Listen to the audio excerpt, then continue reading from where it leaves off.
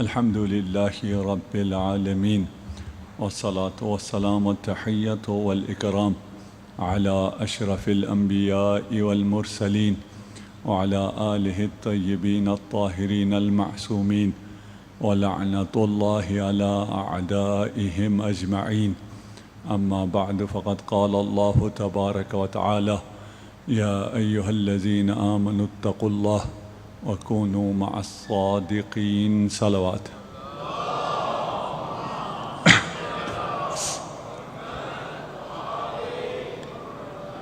کچھ تاخیر سے پہنچا ہوں، اس کے لیے معذرت خواہ ہوں، اور بغیر مقدمے کے مناجات شروع کرتے ہیں۔ اسألک بسبحات وجہک۔ اگر کل کی مجلس یاد ہو تو کل امام خوف اور رجا کے درمیان توازن پیدا کرنے کی کوشش فرما رہے تھے، یعنی ہم پیدا کر سکیں، امام تو ہم میں پیدا کرنے کی کوشش فرما رہے تھے، اور اس حالت سے، اس آہ من قلت الذات سے جب انسان سوچتا ہے تو اس کی بہت ہمت ہو تو وہ یہی کہتا ہے کہ میرے گناہ معاف ہو جائیں، مجھے کوئی مختصر سی زندگی اچھی یہاں مل جائے، تھوڑا بہت مجھے جنت مل جائے، جو انسان کے ذہن میں آتا ہے، اور جس جگہ سے لے کے چلے ہیں وہاں سے ہم ہوں تو ہم شاید یہاں بھی نہ پہنچ سکیں، اتنی امیدواری بھی نہ ہو کہ خدا ہمارے اعمال کو، ہمارے نمازوں کو، ہماری عزاداری کو قبول فرمائے۔ جب یہ حقیقت عبودیت، عظمت خداوندی سامنے آتی ہے، اس کے بعد پھر لگتا ہے کہ ہم سے تو کچھ بھی نہیں ہو پائے گا، لیکن آپ نے اپنے آپ کو جس کے حوالے کیا ہے وہ بہت عظیم ہستی ہے، وہ دیکھیے آپ کو کہاں پہنچا رہی ہے۔ اسألک، اب اس مکالموں سے یا ان مناجات کے الفاظ سے، جملوں کے بعد آپ یہاں کہاں سے کہاں پہنچ گئے ہیں، انہی مناجات سے پہنچ رہے ہیں۔ اسألک بسبحات وجہک۔ اب میں نعمتیں نہیں مانگ رہا، میں جنت نہیں مانگ رہا، میں عقبہ نہیں مانگ رہا، میں گھر گاڑی نہیں مانگ رہا، میں کیا مانگ رہا ہوں؟ میں مانگ رہا ہوں خدایا مجھے اپنی زیارت کرا دے، وہ بھی سبحات وجہک۔ یہ ان الفاظ کا ترجمہ ممکن نہیں ہے۔ وجہ اللہ آپ نے سنا ہے نا، وجہ، اپنے چہرے کی تجلی دکھا دے۔ میں کیا ترجمہ میرے پاس نہیں ہے، جو بھی ترجمہ کر رہا ہوں غلط ہے، کہ کہاں پہنچا دیا آپ کو، آپ کہاں پہنچ گئے ہیں۔ اب یہ دنیا کی چیزیں ہیچ ہو گئی ہیں، یہ جتنی مخلوق ہے وہ سب ہیچ ہو گئی ہے، جتنی نعمت ہے وہ سب فنا ہو گئی ہیں۔ اب آپ کا مطلوب کیا ہے؟ سبحات وجہ ہے۔ خدایا مجھے خود تو چاہیے، تیری زیارت چاہیے۔ کہاں پہنچے آپ؟ وَبِأَنْوَارِ قُدْسِكَ۔ اب جب چہرہ کہا، وجہ کہا، تو ہم بہت محدود سے، عجیب سے انسان ہیں، ہمیں کچھ سمجھ میں واقع نہیں آتا ہے۔ امام اب سمجھانا چاہ رہے ہیں کہ یہ جو تو چہرہ کسی کا دیکھتا ہے اور ایک مادی چہرہ ہے، اس کی بات نہیں ہو رہی، اور مجھے انوار قدس، قدس کے جو قدسیت اگر سمجھ میں آتا ہے، اس کی وجہ سے آپ کو مادیت سے ہٹا رہے ہیں کہ چہرے کا نور وہ بھی نور قدسی، نہ کہ نور مادی۔ مجھے یہ عنایت فرما۔ اب اس منزل پر میں خود نہیں ہوں، میں آپ کو کہاں سے لے کے جاؤں گا؟ وَأَبْتَهِلُ إِلَيْكَ۔ مجھے بھی تو امام نہیں بولتے ہیں نا، اور یہاں جو میں اس منزل پہ پہنچ گیا ہوں کہ میں تجھ سے تیری زیارت کی تمنا کر رہا ہوں، مانگ رہا ہوں، تو یہ نہیں ہے کہ پھر میں بہت خوش ہو گیا ہوں، میں اب بھی اپنی حقیقت کو جانتا ہوں۔ وَأَبْتَهِلُ، اور میں گریہ کر رہا ہوں، زاری کر رہا ہوں، بِعَوَاطِفِ رحمتک۔ یہ جو میں اتنا اترا رہا ہوں یہ اس وجہ سے ہے کہ تو رحیم ہے۔ یہ جو میں نے مطالبہ کر دیا ہے کہ مجھے تو چاہیے، یہ اس لیے کہ میں گریہ و زاری کر کے تیری رحمت سے اتنے بڑے انعام کا مطالبہ کر رہا ہوں۔ اللہ اکبر۔ وَلَطَائِفِ بِرِّکَ، کہ تیرے احسان کے لطائف کے ذریعے، تو لطیف بھی ہے اور محسن بھی ہے، احسان کرنے والا ہے۔ تو پھر احسان کرنے والا بھی جب اتنا عظیم ہے تو اس سے بڑی چیز مانگنی چاہیے، چھوٹی چھوٹی چیزیں اس سے کیا مانگنا۔ اس لیے یہ غلط فہمی نہ ہو کہ یہ چھوٹی چیز ہم نے کسی اور سے مانگنی ہے، نہیں، یہ چھوٹی چیزیں ہیں، بڑی چیزیں ہیں، سب اسی سے مانگنی ہیں، لیکن جب اس مرتبے پہ پہنچ گئے ہیں، مناجات کر کے اس درجے قرب پہ پہنچ گئے ہیں، تو پھر جو مانگنا ہے وہ پھر بڑا مانگنا ہے، اور جب بڑا مل جائے، جب خدا آپ کا ہو جائے، تو پھر باقی سب آپ کا تو خود بخود ہو گیا، پھر تو کوئی یہ نہیں ہے کہ میں نے چھوٹی چیزیں نہیں مانگی ہیں۔ کچھ بچے ہوتے ہیں، انہیں جب کہیں نا شب قدر میں 2 دعائیں قبول ہوتی ہیں، 3 دعائیں قبول ہوتی ہیں، وہ کہتے ہیں میں دعا کرتا ہوں خدایا میری ہر دعا قبول ہو جائے، بہت ذہین بچے ہوتے ہیں۔ وہ الادین کا چراغ ملا ہے، 3 خواہش، پہلی خواہش یہ کرو کہ میری ہر خواہش پوری ہو جائے، وہ تو ایک خواہش سے پوری نہیں ہوتی نا، وہ تو کہانی ہے، لیکن یہ کہانی نہیں ہے، یہ حقیقت ہے، یہاں آپ کی ہر خواہش پوری ہو سکتی ہے۔ ہر خواہش کیسے پوری ہوگی؟ جس کے ہاتھ میں قدرت ہے اس کے ہو جاؤ، وہ تمہارا ہو جائے۔ صلوات پڑھ دیجیے محمد و آل محمد۔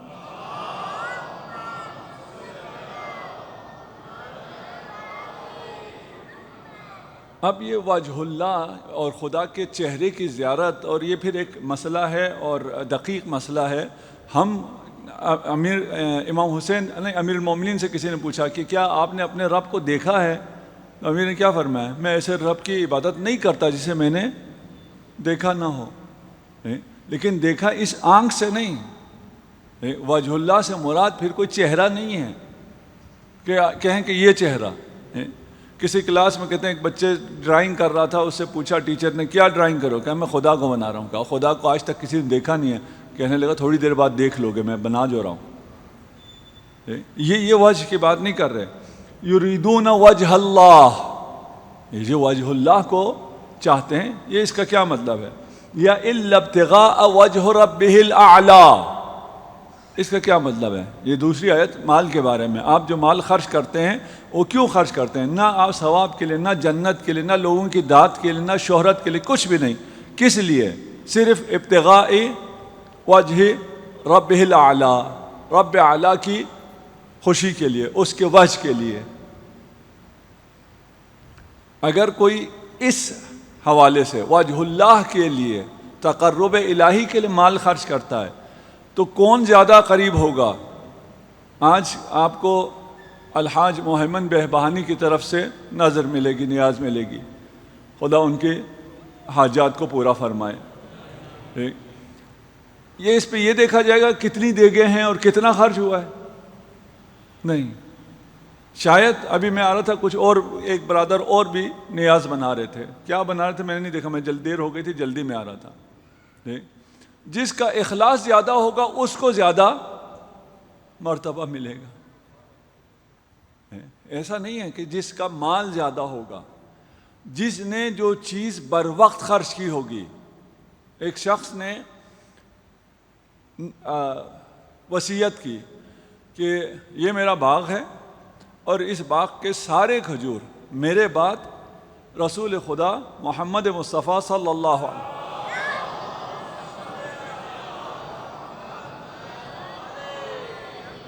امیر المؤمنین کے ساتھ میرے باغ میں تشریف لا کر یہ سب غریبوں میں تقسیم کر دیں۔ کتنی بڑی سعادت ہے۔ مرنے کے بعد آپ کے باغ کا سارا جو کھجور ہے وہ غریبوں میں تقسیم کرو۔ تقسیم کرنے والا کون ہے؟ محمد علی۔ رسول خدا تشریف لائے، تقسیم کر دیا، امیر المومنین ساتھ ہیں، تقسیم کر رہے ہیں۔ آخر میں ایک کھجور کا دانہ جو زمین پہ گرا ہوتا ہے، آدھا صحیح ہے آدھا خراب ہے، کوئی فقیر بھی اس کو لینے کے لیے تیار نہیں ہے۔ جب سب تقسیم ہو گیا تو رسول خدا نے ارشاد فرمایا یہ کھجور کا دانہ اگر وہ اپنی زندگی میں اپنے ہاتھ سے تقسیم کرتا تو اس کا ثواب اس تقسیم سے جو میں نے آ کے اس کی طرف سے اس کا پورا باغ ہدیہ کیا ہے، تقسیم کیا ہے، اس کا ثواب زیادہ ہوتا یہ ایک آدھے کھجور کا۔ اللہ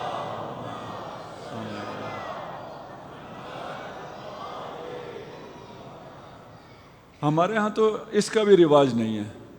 عتبات میں باقی جو عرب ورلڈ ہے، جو نزدیک ہیں ائمہ سے، وہاں اس بات کا بہت رواج ہے کہ ہر شخص اپنا ثلث تو یقیناً وصیت کر کے جاتا ہے۔ سلس سے زیادہ کی وصیت ہو نہیں سکتی، ورثہ راضی ہو جائے تو ہو جاتی ہے. وہ اپنے سلس کی وصیت کر کے جاتا کہ میرے بعد یہ جتنا خدا نے مجھے دیا ہے اختیار کہ یہ میں اپنے لیے لے جا سکتا ہوں، وہ تو میں لے جاؤں نا. سلس اگر سلس سمجھتے ہیں 1/3، 1/3 آپ کو اختیار ہے کہ آپ مرنے کے بعد اپنے ساتھ لے جا سکتے ہیں، اور جہاں چاہیے وہاں خالی چلے جاتے ہیں. یہ جو لے جا سکتے ہیں یہ بھی لے کے نہیں جاتے ہیں. لیکن اس سے بہتر کیا ہے؟ اپنی زندگی میں خود اپنے ہاتھوں سے خرچ کرو. جو اپنی زندگی میں اپنے ہاتھوں سے خرچ کرے گا اس کی زیادہ فضیلت ہے. اب یہ وجہ اللہ کیا ہے اور یہ سبحات الوجہ کیا ہے، اس کو میں سمجھا نہیں سکتا. کیوں نہیں سمجھا سکتا؟ اس کو سمجھانے کے لیے شاید یہ مثال آپ کو مدد کرے، مجھے ہی مدد کرے. ربی ارنی کیف تحیی الموتی، کس نے کہا؟ حضرت ابراہیم نے. حضرت ابراہیم نے کہا کہ اے رب میں دیکھنا چاہتا ہوں تو اموات کو، موتا کو، مردوں کو کیسے زندہ کرے گا. حضرت ابراہیم کو شک تھا؟ نہیں، شک نہیں تھا. پھر کیوں دیکھنا چاہتے تھے؟ وہ خدا کے تجلی دیکھنا چاہتے تھے. خدا کے تجلی میں سے بڑی تجلی کیا ہے؟ مردوں کو زندہ کرنا. وہ فعل خدا دیکھنا چاہتے تھے. وہ خدا کو کن فیکون کہتے ہوتے دیکھنا چاہتے تھے. رب ارنی کیف تحیی الموتی. یہ کام مشکل ہے. ایک مشکل کام خدا کی قدرت سے کیسے انجام پاتا ہے یہ حضرت ابراہیم دیکھنا چاہتے تھے. خدا نے کیا کیا؟ اس مشکل کام کو، جو میرے ذہن میں، حضرت ابراہیم کے ذہن میں یہ بڑا مشکل کام ہے. کیسے ہو سکتا ہے ایک مردہ ہو جائے اس کو زندہ ہو جاؤ کہنے سے وہ زندہ ہو جائے، اس کو آواز لگائیں تو وہ زندہ ہو جائے؟ یہ اتنا مشکل کام کیسے ہوتا ہے یہ دیکھنا تھا. خدا نے کیا ارشاد فرمایا؟ میں نہ فقط اس پہ قادر ہوں کہ اس مردہ کو خود آواز دوں تو یہ زندہ ہو جائے گا، میں یہ طاقت تجھے بھی دے سکتا ہوں، تو آواز دے یہ زندہ ہو جائے گا. یہ قدرت، یہ خدا کی اس قدرت کو اگر آپ نے اس کو ایکسپیرینس کر لیا کہ آپ کو یہ طاقت ملی ہے، خدا کے پاس کتنی طاقت ہوگی. واقعہ آپ کے پیش نظر. صلوات پڑھ دیجئے محمد و آل محمد.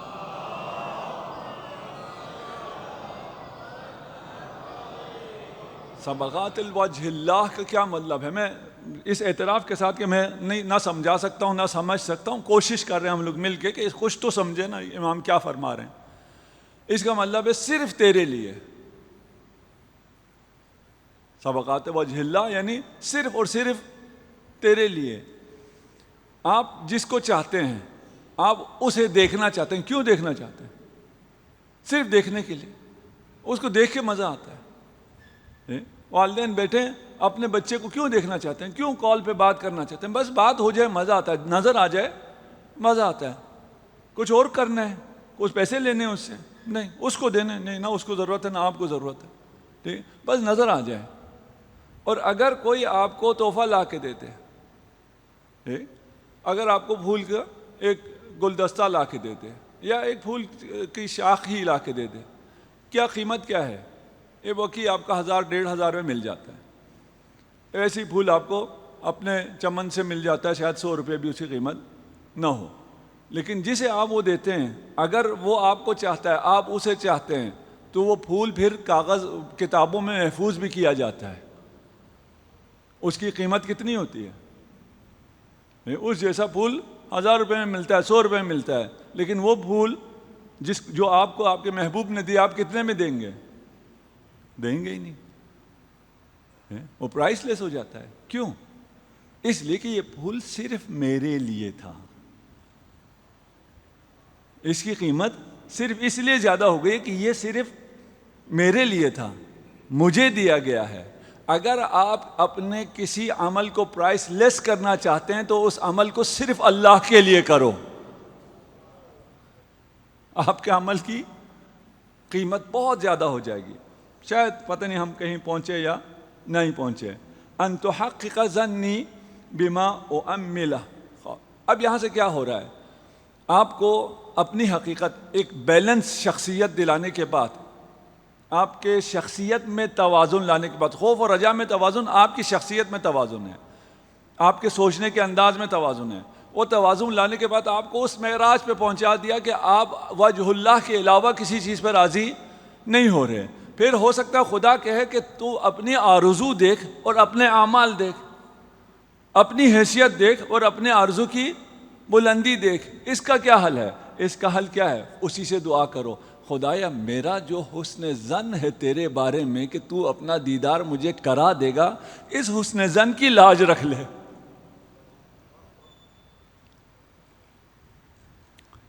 اللہ اکبر.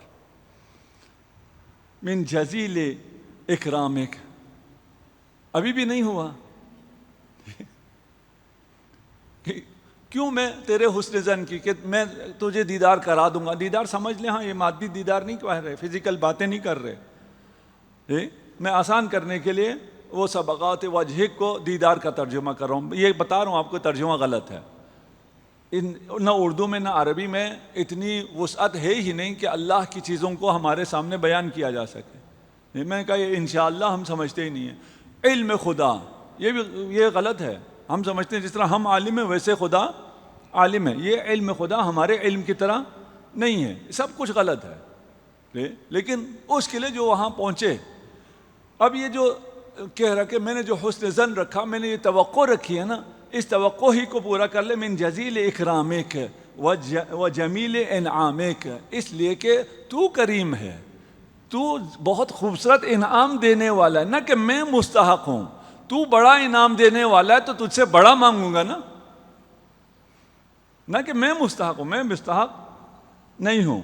اور پھر تو نے خود کہا ہے انا عند ظن عبدی المؤمن. جو میرا مومن ہے وہ میرے بارے میں جیسا گمان کرے گا میں ویسا ہوں. وہ مجھے رحمان کہے گا میں رحمان ہوں، وہ مجھے رحیم کہے گا میں رحیم ہوں، وہ مجھے غفار کہے گا میں غفار ہوں، وہ مجھے ستار کہے گا میں ستار ہوں. آپ کہتے جاؤ وہ ایسا ہوتا جائے گا.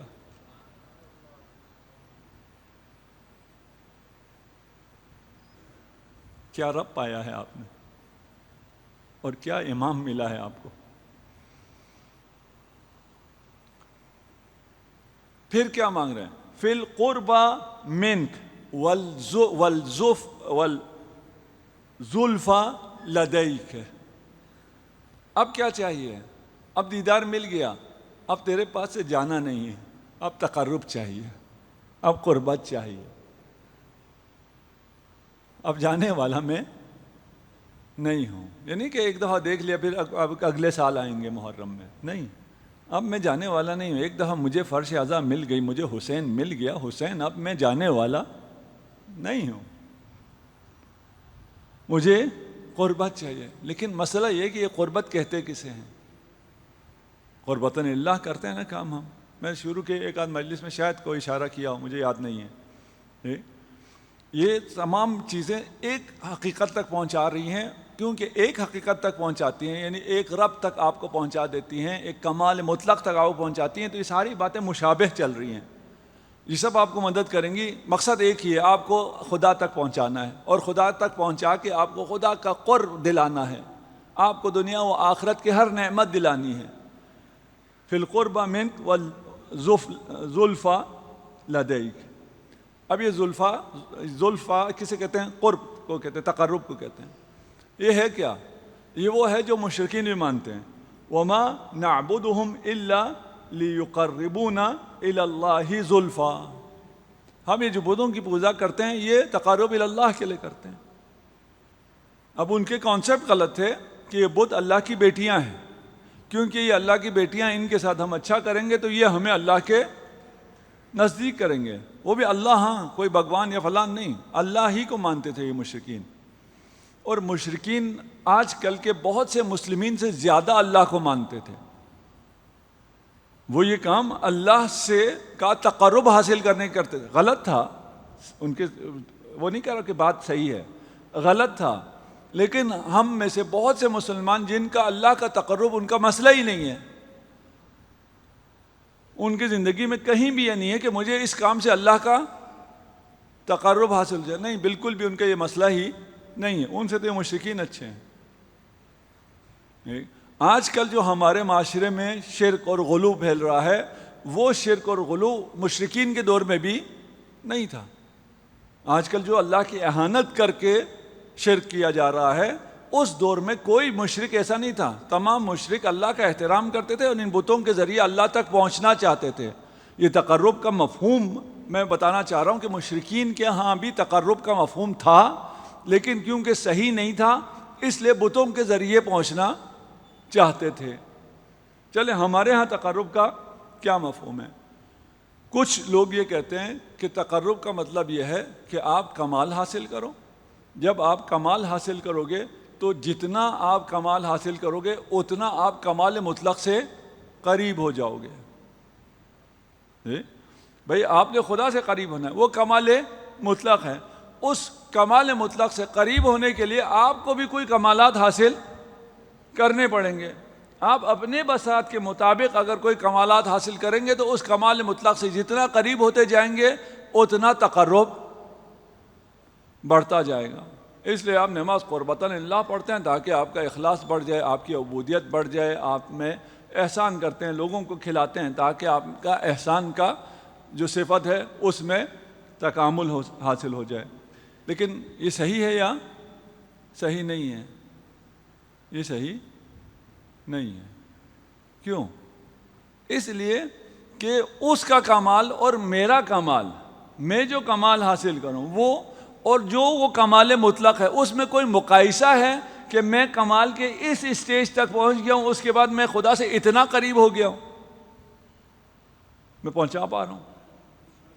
جی، میرا کمال ہیچ ہے، کچھ بھی نہیں ہے۔ اللہ کے کمال کے مقابلے میں اگر بات کرتے ہیں تو کچھ ہے ہی نہیں، صفر کیا مائنس میں ہے۔ اس کو میں کہوں دو لائنیں ہیں، یہ اللہ کے کمال کی لائن ہے اور یہ میرے کمال کی لائن ہے، ان دو لائنوں کو میں دیکھوں یہ اتنا ہو گیا، یہ اتنا ہو گیا، اس لیے یہ اس کے نزدیک ہے، یہ صحیح ہے۔ اگر پھر بھی نہیں سمجھ میں آ رہا تو میں تھوڑا اور آسان کرتا ہوں۔ لا یقاس بآل محمد من هذه الامہ احد۔ اللہ کے ساتھ نہیں قیاس سمجھتے ہیں کہ یہ اللہ کا کمال اتنا، میرا کمال اتنا، میرا کمال اتنا، علی کا کمال اتنا، نہیں، مقایسہ نہیں کیا جا سکتا۔ تم کہاں، علی کہاں؟ اس امت میں کوئی بھی، اس امت کو پوری کی پوری امت کو ایک طرف رکھو، اس کے بعد اگر آل محمد سے مقایسہ کرو پھر بھی کوئی مقایسہ بنتا ہی نہیں ہے۔ کیوں؟ اس لیے کہ تمہیں جو بھی نعمت ملی ہے آل محمد سے ملی ہے، تمہیں جو بھی کمال ملا ہے آل محمد سے ملا ہے، تم میں جو بھی خوبیاں ہیں ولایت آل محمد کی وجہ سے ہے۔ اللہ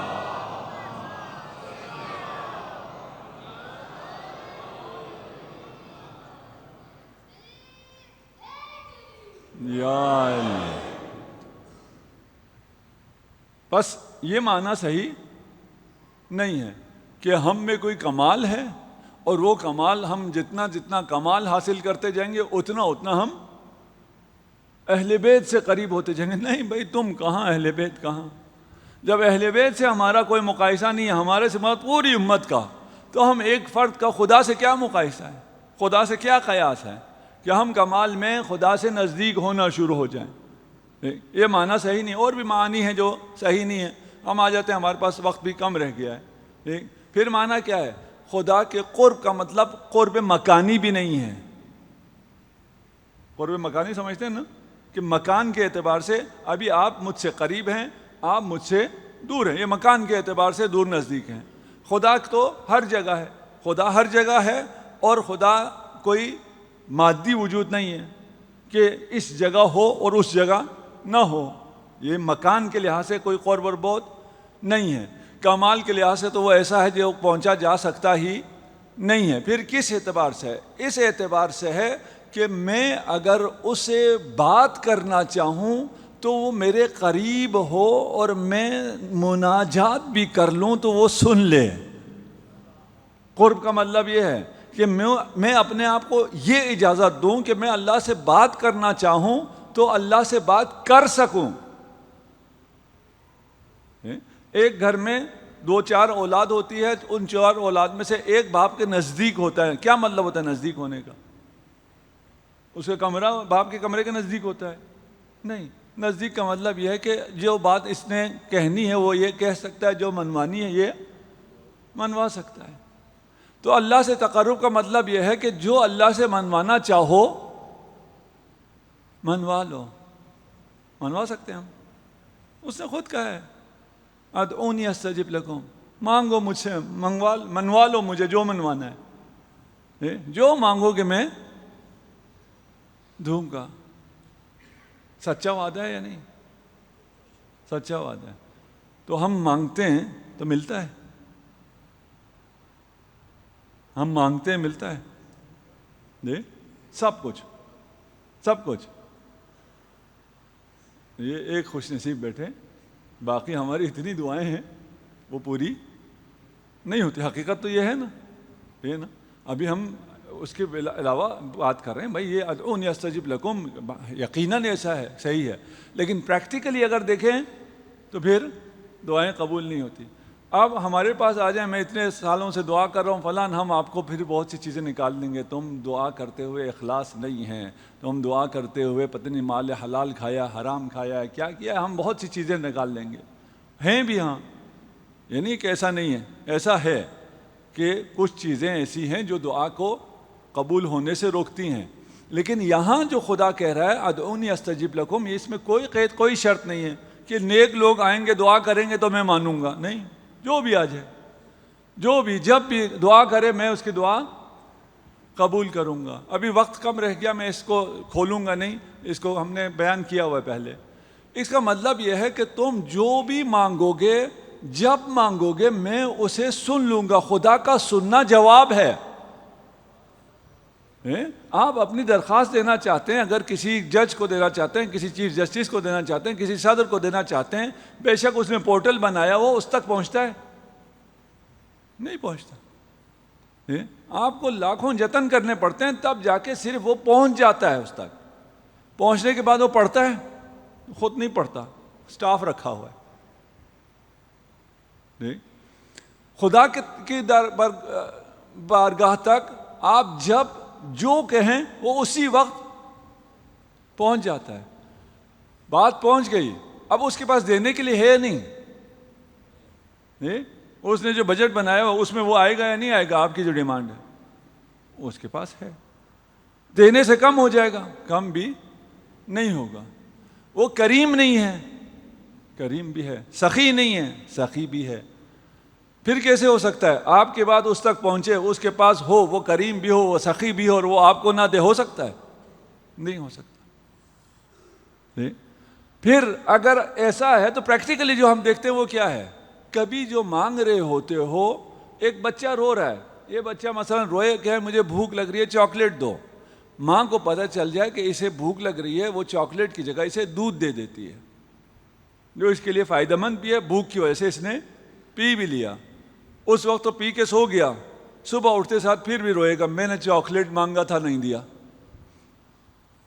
ہمیں بہت کچھ مل رہا ہوتا ہے جو ہم خدا کو پتہ نہیں کہ کیا چاہیے اسے، وہ آپ کو مل رہا ہوتا ہے، آپ کہتے ہیں مجھے نہیں ملا یا میرے مصلحت میں نہیں ہوتا. یہ بچہ چاقو جو مانگ رہا ہوتا ہے ماں نہیں دیتی، ماں کے پاس چاقو بھی ہے، دینے میں کوئی مشکل بھی نہیں ہے. مشکل یہ کہ بچہ اپنے آپ کو کہیں کاٹ ڈالے گا. تو خدا آپ کے لیے قربت کا مطلب یہ ہے کہ آپ خدا کے اتنے نزدیک ہو جائیں کہ خدا سے جو کہنا چاہیں کہہ سکیں، خدا سے جو چیز مانگنا چاہیں مانگ سکیں. اگر آپ مانگ سکیں، کہہ سکیں، ادھر تو مسئلہ ہی کوئی نہیں، ادھر تو کوئی مسئلہ نہیں. سارا مسئلہ ہماری طرف سے، ہمارے اینڈ سے ہے. دیکھیں پھر کہاں پہنچا رہے ہیں. وَالتَّمَتُّعِ بِالنَّظَرِ إِلَيْكَ. میرے پاس ابھی اگر ٹائم ہوتا یا بورڈ ہوتا میں ساروں کو کنیکٹ کر کے آپ بتاتا کہ امام آپ کو کہاں لے کے جا رہے ہیں، لیکن جو معنویت کے ساتھ کنیکٹ ہو رہے ہیں، جو امام کے ساتھ جڑ گئے ہیں، وہ پتہ نہیں کہاں پہنچ گئے. میں بہت پیچھے رہ گیا ہوں کہ مجھے اب تجھے دیکھنا ہے. دوبارہ واپس آ گئے، الفاظ بدل کے. مجھے تو چاہیے، مجھے اور کچھ بھی نہیں چاہیے. فار من سخطک الی رضاک. ابھی کچھ دیر پہلے تو بھاگنے کی باتیں کر رہا تھا, توبے کی باتیں کر رہا تھا, استغفار کی باتیں کر رہا تھا, پتہ نہیں کیا کیا کر رہا تھا. ہاں بھاگنے والا ہوں, لیکن بھاگ کر تجھ سے بھاگ کر تیرے پاس ہی آؤں گا, کہیں اور جانے والا نہیں ہوں. اس لیے کوئی اور جگہ ہی نہیں ہے, کوئی ایسی جگہ نہیں ہے جہاں تو نہ ہو کہ میں یہاں سے بھاگ کے وہاں چلا جاؤں. جب اس حقیقت کو میں نے درک کر لیا تو میں اگر بھاگ رہا ہوں تو تیرے غضب سے بھاگ رہا ہوں, تیرے سخط سے بھاگ رہا ہوں. کس کی طرف بھاگ رہا ہوں؟ تیری رحمت کی طرف بھاگ رہا ہوں. یا ارحم الراحمین فی موضع العفو والرحمہ, موضع عفو و رحمت میں ارحم الراحمین ہے. واشد المعاقبین فی موضع النکال والنقمہ, جب سزا دینے کے لیے آئے تو پھر بدترین سزا دینے والا ہے, جب رحمت کرنے پر آئے تو پھر ارحم الراحمین ہے. میں اس اشد المعاقبین سے بھاگ کر ارحم الراحمین کی طرف آ رہا ہوں. میں تجھ حارب منک الیک, بھاگ رہا ہوں, فرار کر رہا ہوں, حارب ہوں کس سے؟ منک الیک, تجھ سے تیری طرف بھاگ رہا ہوں. راجن احسن ما لدیک, امید رکھتا ہوں. پھر آپ کے رجا آ گئی, امید آ گیا, اس امید سے کہ جو تیرے پاس بہترین ہے, بہترین تیری رحمت ہے, وہ تو مجھے دے دے گا. اب یہاں ایک بحث ہے, اسے ہم یہاں چھیڑیں گے نہیں, لیکن آپ کے ذہن میں رہے. ہمارا عقیدہ ہے کہ صفات خدا, مخصوصاً صفات ذاتیہ, عین ذات خدا ہیں. یہ اپنے کہیں نہ کہیں کچھ بچوں نے سنا ہوگا, بزرگوں نے تو سنا ہوا ہے. اس کا مطلب یہ ہے کہ یہ جو مرتبہ توحید ہے اور مکتب اہل بیت کے پاس ہے, یہ مرتبہ توحید اس تک پہنچنا دور کی بات, یہ باقی لوگوں نے ابھی تک سمجھا بھی نہیں ہے. جیسے امیر المومنین کی توحید ہے, امام سجاد کی توحید ہے, اسے دیکھ کے اس جیسا کلام بھی آج تک کوئی نہیں بنا سکا. وَإِلَّا تو آج کل کاپی پیسٹ تو بہت ہو رہا ہے, پہلے بھی بہت ہوا ہے. اچھے شعراء نے شعر کہے ہیں, اس کو دیکھ کے دوسروں نے بھی اس قسم کے شعر کہے ہیں, کچھ نے اس سے بہتر بھی کہہ دیے ہیں. لیکن یہ توحید جو ائمہ بیان فرماتے ہیں, اس کو دیکھ کر بھی کوئی اس قسم کی توحید بیان نہیں کر سکا ہے. اور جو صفات کا عین ذات ہونا ہے, اگر زائد بر ذات ہو تو اس کا کیا نقصان ہے, وہ ابھی ہم انشاءاللہ پھر کسی دن جب توحید پہ گفتگو کریں گے تو بات کریں گے. صلوات پڑھ دیجیے محمد و آل محمد.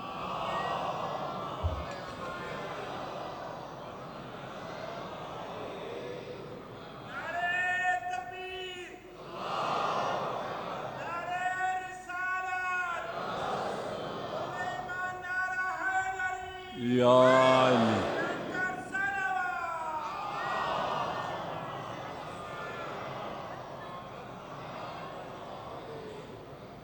بڑا اعتماد آ گیا آپ میں, یا علی, آپ میں بڑا اعتماد آ گیا. بڑی بڑی آپ لوگوں نے ڈیمانڈ شروع کر دی, آپ نے بہت بڑا سوچنا شروع کر دیا ہے. ادھر سے اللہ کے پاس سے اللہ کے جمال, اللہ کی دیدار, اللہ کی زیارت, اللہ کا قرب, اللہ کا زلفا, وہاں سے نیچے آ ہی نہیں رہے. اتنا اعتماد کہاں سے ہے؟ معول علی مواہبک. اللہ اگر یہ اعتماد آیا ہے تو یہ اعتماد بھی تو نے دیا ہے. تیری جو نعمتیں ہیں, تیرے جو احسانات ہیں, ان پر اعتماد کر کے یہ ڈیمانڈ کر رہا ہوں. مفتقر الی رعایتک, لیکن ہوں ابھی بھی محتاج. اعتماد آ گیا ہے لیکن تیرا محتاج ہوں. الہی ما بدأت به من فضلک فتممہ. پھر دوبارہ ذرا نیچے آ گئے ہیں. کیوں نیچے کیوں آئے ہیں؟ جو رہ گئے ہیں ان کو ساتھ شامل کر رہے ہیں. جو ابھی پہنچ گئے وہاں وہ عیش کرے, جو رہ گئے ہیں امام ان کو بھی دوبارہ لینے کے لیے واپس آئے ہیں. الہی ما بدأت به من فضلک, جو تو نے فضل شروع کیا ہے نا, میں اس لائق تھا کہ مجھ پہ فضل ہوتا, میں اس لائق تھا کہ مجھے عدم سے وجود میں وجود بخشا تو نے، میں اس لائق تھا کہ مجھے اسلام کی نعمت سے نوازا، میں اس لائق تھا کہ مجھے ایمان عطا فرمایا، میں اس لائق تھا کہ مجھے خاتم الانبیاء والمرسلین عطا فرمایا، میں اس لائق تھا مجھے قرآن دیا، مجھے علی دیا، مجھے حسن دیا، مجھے حسین دیا، مجھے مہدی کے پیروکاروں میں سے بنایا، منتظرین میں سے بنایا۔ نہیں، میں نہیں تھا، بس جو فضل اور نعمتیں دینا شروع کی ہے اس فضل کا سلسلہ جاری ساری رکھ، اس کو تمام فرما۔ وما وہبت لی من کرمک فلا تسلبہ، اور اپنے کرم سے جو کچھ مجھے دے رکھا ہے وہ مجھ سے نہ واپس نہ لے۔ دیا اس لیے تو نہیں تھا نا کہ میں مستحق ہوں، میرا استحقاق ہے، تو بس پھر رہنے دے میرے پاس۔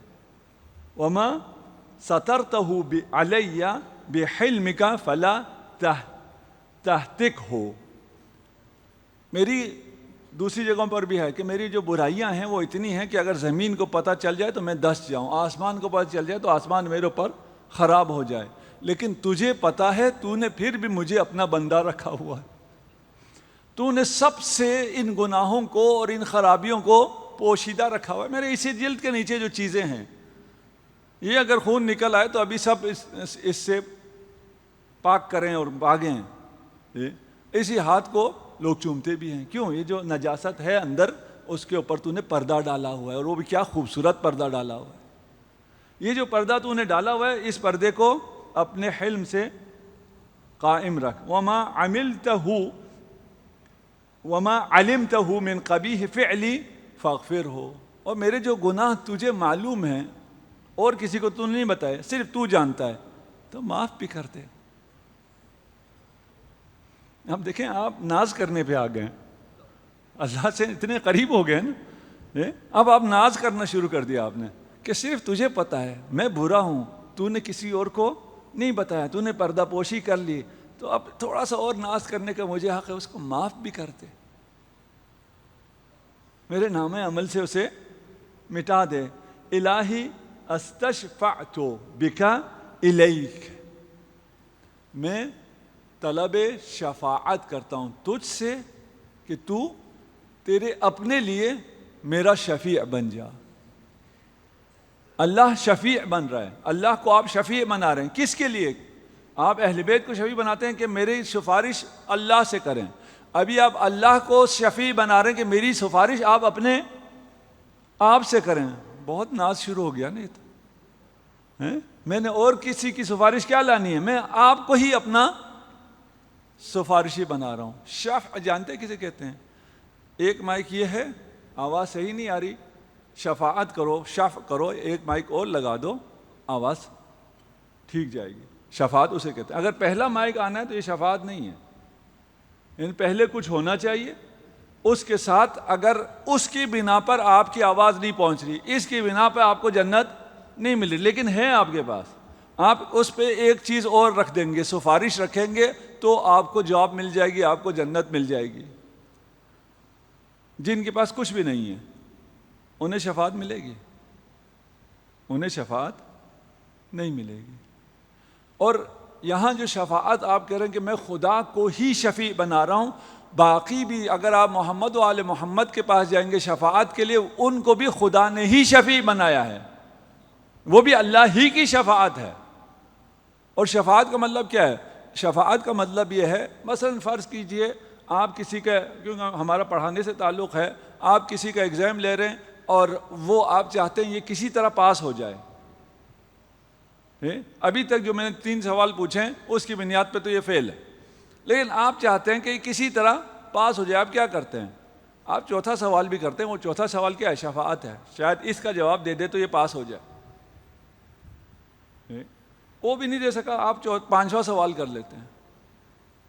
تو جو اچھے استاد ہوتے ہیں وہ اس طرح کرتے ہیں، اسٹوڈنٹ کیا سمجھتا ہے؟ وہ سمجھتا ہے یہ تو مجھ پہ زیادہ سختی کر رہا ہے، باقیوں سے 4 سوال پوچھیں، مجھ سے 6 پوچھیں، بھائی 6 اس لیے پوچھیں کہ تو کچھ جواب دے اور چلا جا۔ شفاعت کا مطلب، یعنی خدا خود شفاعت کا مطلب کیا ہے؟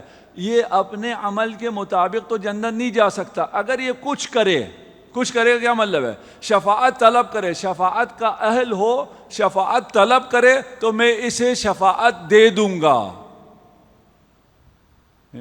اور یہ تھوڑا مشکل تھا نا کہ اللہ کو شفیع بنانا خود اللہ کے لیے، یہ مشکل تھا، اللہ نے آپ کے لیے آسان کر دیا، محمد و آل محمد کو شفیع بنایا۔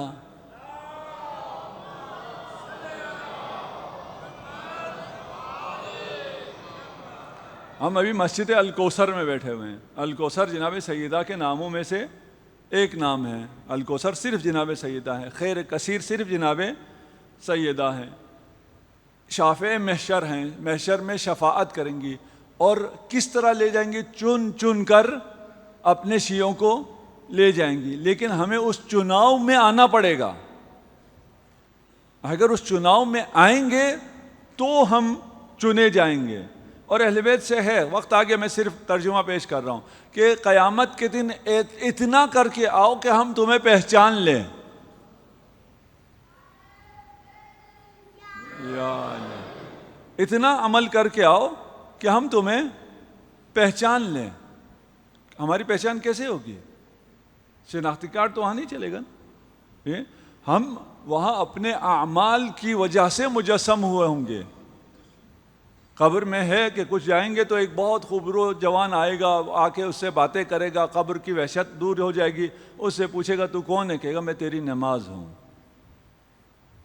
آپ کی شکل نماز سے بنتی ہے، اگر آپ نمازی ہوں تو آپ کی شکل اتنی بن جائیں گی کہ اہل بیت آپ کو پہچان لیں گے۔ یہ خدا کا کرم ہے، اہل بیت کی شفاعت بھی خدا ہی کی شفاعت ہے، خدا کی اجازت کے بغیر کوئی شفاعت نہیں کر سکتا ہے۔ خدا کرے ہم قیامت کے دن شافع محشر کی شفاعت میں شامل ہو جائیں، ہمیں دنیا میں زیارت امام حسین، آخرت میں شفاعت امام حسین نصیب ہو۔ جب حسین زیارت کے مشتاق ہوتے تھے رسول کے بعد، جب حسین رسول کی زیارت کے مشتاق ہوتے تھے تو آ کے علی اکبر کی زیارت کر لیا کرتے تھے، اس لیے کہ اس دنیا میں دو ہم شکل پیمبر ہیں، کوئی ہم شکل نہیں ہو سکتا۔ اللہ کی مشیت کے علاوہ صرف دو ہم شکل پیمبر ہیں، ایک علی اکبر اور ایک امام زمان۔ اگر ہمیں پیغمبر کی زیارت کرنی ہے تو دعا کرو ہمیں امام زمان کی زیارت نصیب ہو جائے۔ جو بھی شہید آیا، اب وقت آ گیا، جو بھی شہید آیا امام نے اسے فوراً اجازت نہیں دی، لیکن جب علی اکبر آئے تو امام نے فوراً اجازت دے دی۔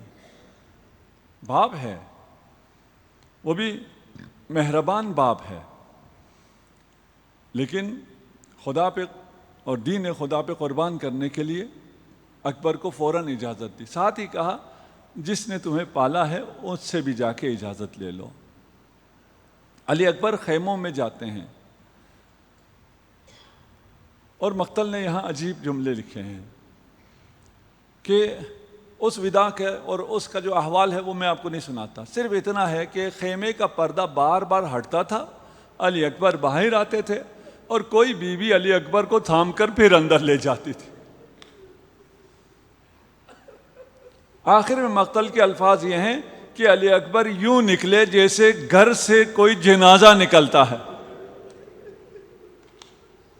علی اکبر کو امام نے تیار کیا، گھوڑے پہ سوار کیا، علی اکبر چلے دنیا و مافیہ کو چھوڑ کر اپنے اس مقصد کی طرف جو شہد سے زیادہ شیرین ہے۔ ابھی جا رہے ہیں، ایک آواز آتی ہے مہلن مہلا، علی ذرا آہستہ، مڑ کے دیکھا تو حسین پیچھے تشریف لا رہے ہیں۔ کہا بابا آپ نے اجازت دے دی تھی۔ فرمایا علی اکبر اگر عالم غربت میں تمہارا جوان بیٹا موت کی طرف جا رہا ہوتا، اجرکم علی اللہ۔ بہت سخت ہیں علی اکبر کے مسائل، مجھے نہیں پتا میں نے کیسے پڑھنا ہے۔ علی اکبر نے داد شجاعت دینا شروع کی۔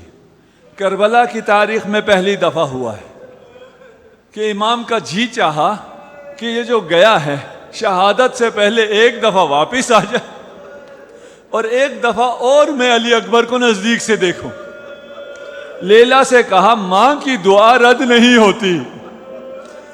امام کی تمنا دیکھیے، خود مستجاب الدعوات ہیں لیکن ماں کو شفیع بنا رہے ہیں. ماں کی دعا رد نہیں ہوتی، دعا کرو مجھے ایک دفعہ اور رسول کی زیارت نصیب ہو جائے. رباب نے ہاتھ اٹھائے، یا راد یوسف الی یعقوب، اے یعقوب، یوسف کو یعقوب سے ملانے والے، فخر یوسف کو حسین سے ملاتے. ماں کی دعا قبول ہوئی، جوان بیٹا واپس آیا. میں نہیں جانتا، مقتل میں بھی نہیں لکھا کہ جو جوان جنگ کرنے گیا ہو اور کئی دیر سے جنگ کر رہا ہو اس کے جسم پہ کہاں کہاں زخم ہوں گے، اور بوڑھے باپ نے ان زخموں کو کیسے دیکھا ہوگا. اور جب اکبر آئے تو اکبر نے ایک جملہ کہا جس نے قلب حسین میں آگ لگا دی، بابا العطش قد قتلنی، پیاس مجھے مارے جا رہی ہے. اس لشکر کو تو میں دیکھ لوں گا، اس میں سے کوئی ایسا نہیں ہے جو مجھے مار سکے، لیکن پیاس مجھے مار رہی ہے، پانی کا ایک گھونٹ اگر مل جائے.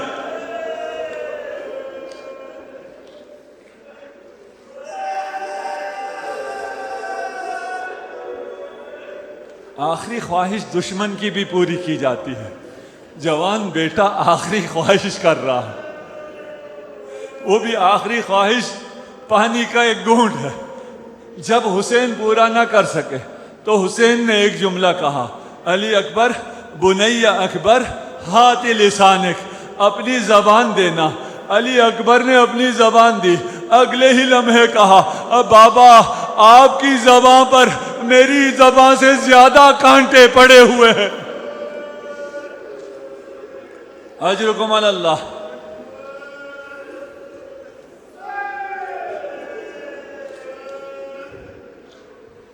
علی اکبر دوبارہ روانہ ہوئے.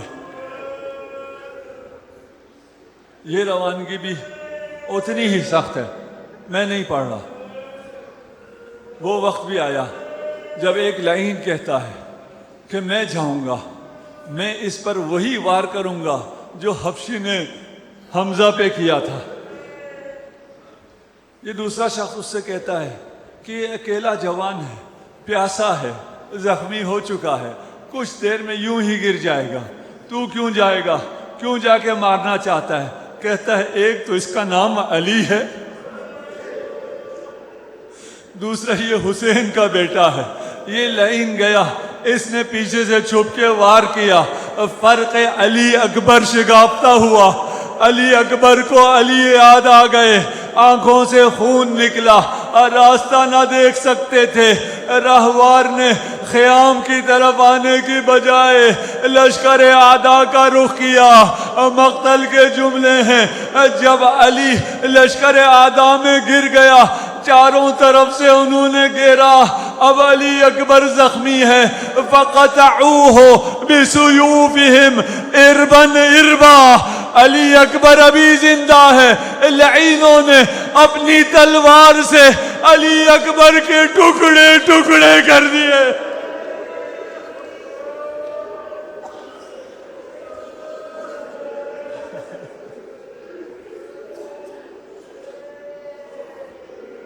علی اکبر زمین پر آئے.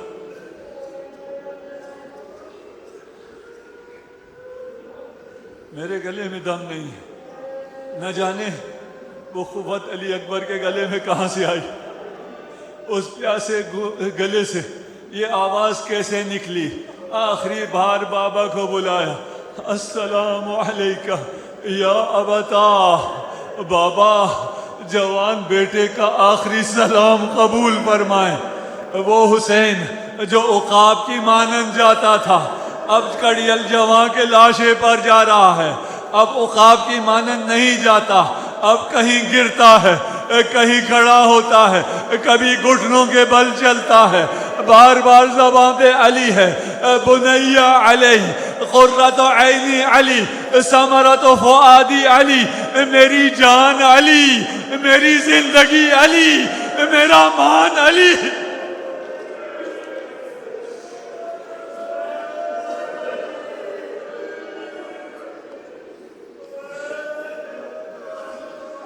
اجرکم علی اللہ.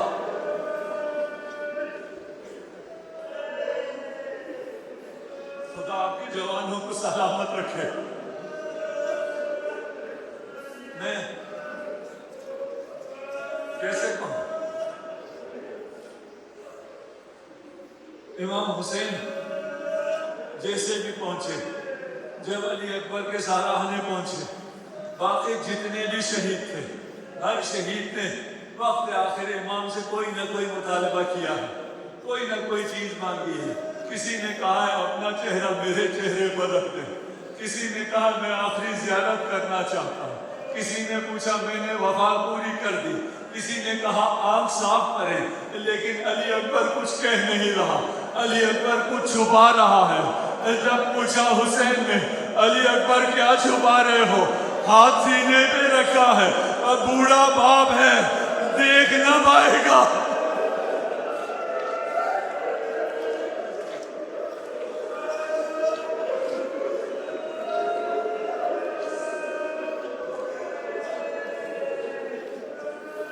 سکینہ بنت الحسین راوی ہے، مجھے نہیں پتا سکینہ نے کہاں سے دیکھا، کیسے دیکھا. سکینہ راوی ہے کہ جب بابا علی اکبر کے پاس پہنچے تو بابا میں اتنی بھی سکت نہ رہی کہ علی اکبر کے ساتھ بیٹھ سکے. ایک طرف علی اکبر لیٹے تھے، ایک طرف بابا لیٹ گئے. علی اکبر بھی ایڑیاں رگڑ رہے تھے، امام حسین بھی ایڑیاں رگڑ رہے تھے. علی اکبر اس لیے ایڑیاں رگڑ رہا تھا کہ سینے میں برچھی کا پھل تھا، جان جا رہی تھی، بدن ٹکڑے ٹکڑے ہو گیا تھا. اور حسین اس لیے ایڑیاں رگڑ رہا تھا کہ ہم شکل پیغمبر جا رہا تھا.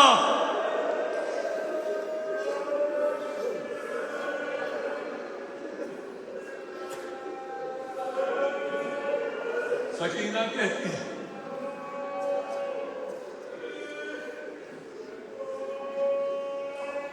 ابھی یختنع و یشحق. یختنع کا مطلب ہے اگر آپ نے کسی کورونا کے مریض کو دیکھا ہو، اس کی سانسیں جب بند ہوتی ہیں اور وہ آخری سانسیں لے رہا ہوتا ہے تو اسے خفقان کہتے ہیں. ابھی یختنع، بابا سانس نہیں لے پا رہے تھے، بابا زندہ نہیں رہ پا رہے تھے. وہ یشحق، اور بابا کی آواز سینے میں گھٹ سے مر رہی تھی، بابا بول نہیں پا رہے تھے. اس حالت میں ایک جملہ بولا، بنی علی علی الدنیا بعدک العفا. کیسے ترجمہ کروں؟ اور وہ حسین جس سے اس کائنات کی زندگی ہے، جس سے اس دنیا کی روشنی ہے، وہ کہتا ہے علی تیرے جانے کے بعد یہ دنیا حسین پہ تاریک ہو گئی، کاش حسین یہ منظر نہ دیکھتا.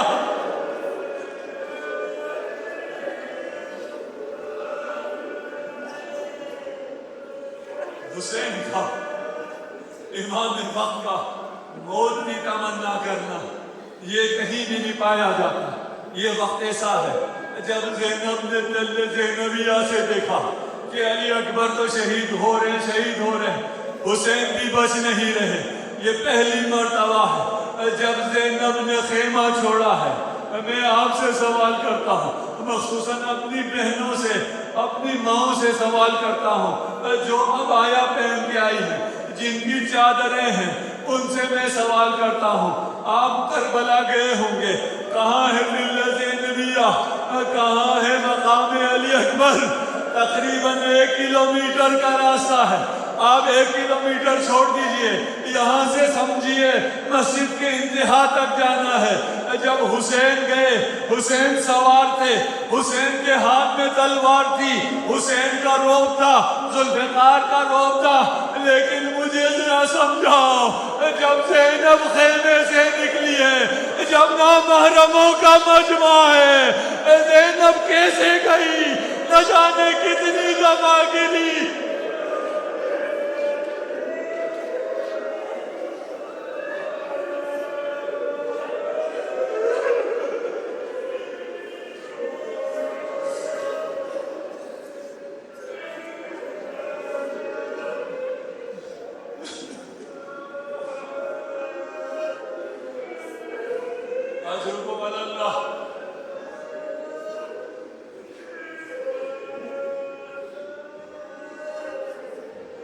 بس آخری جملے.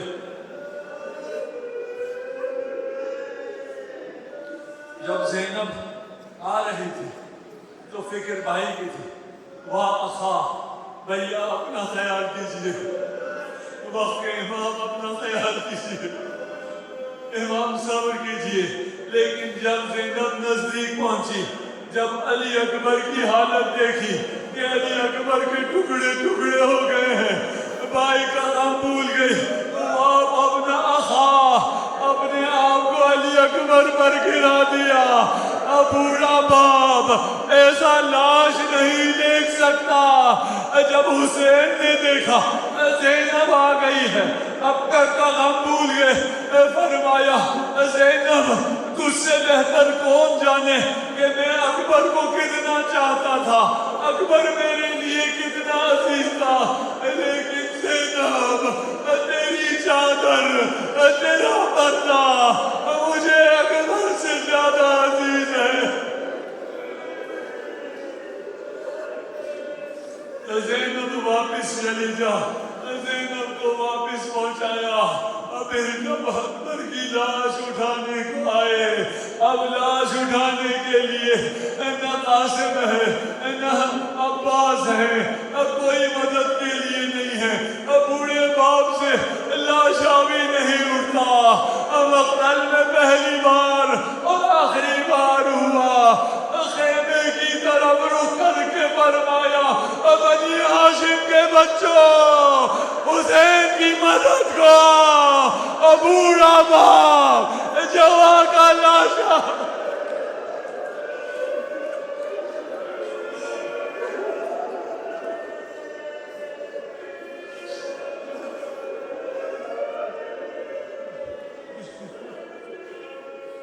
سيعلم الذين ظلموا. إنا لله وإنا إليه راجعون.